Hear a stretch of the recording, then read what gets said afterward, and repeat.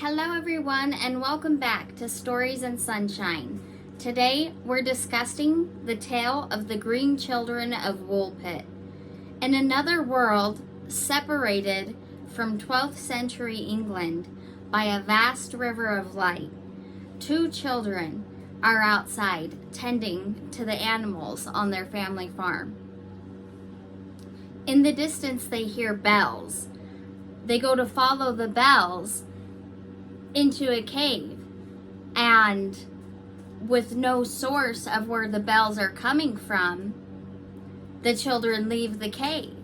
When they leave the cave, they realize that something in the world has shifted and that they're no longer in St. Martin's land. They don't know where they are.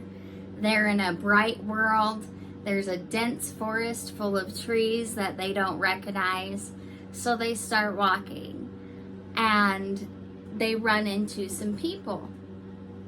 These people are older, they're adults, and they take the kids.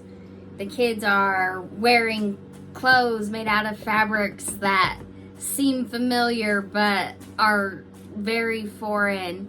They don't know what the fabrics are that they're wearing, and the children's skin is green and their hair is green, and the children are gabbing. It's like what we would say today is like a twin language, you know.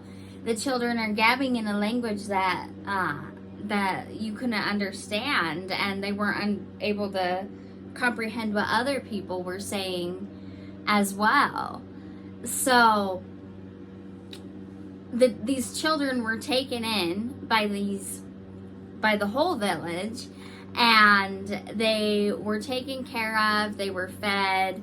Eventually, it was hard to get them to eat, but eventually, they were able to eat more and more regular foods. And being out in the sun, their skin color had changed and turned less green, and unfortunately, the boy fell ill.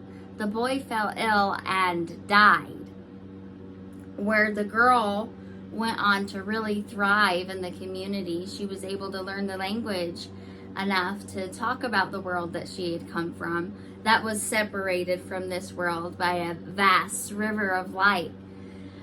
And she was able to tell them about the bells that they had heard and how they had gotten lost, and that her world was in perpetual twilight. Eventually, the girl grew older, married a local official, and went on to have a normal life. Now, the story is hundreds of years old. It comes from well before you, I, or our parents, or even our grandparents were born.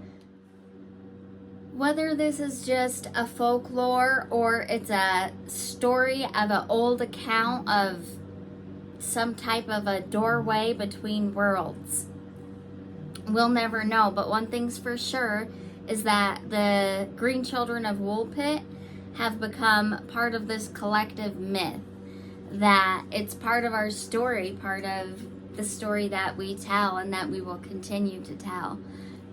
Thanks for watching Stories and Sunshine. If you have anything you would like to say or contribute, or any stories that you would like to have featured, contacts are in the description. storiesandsunshinechannel@gmail.com. This is Charlie. He is a service dog. He's a very good boy. Thank you, everyone.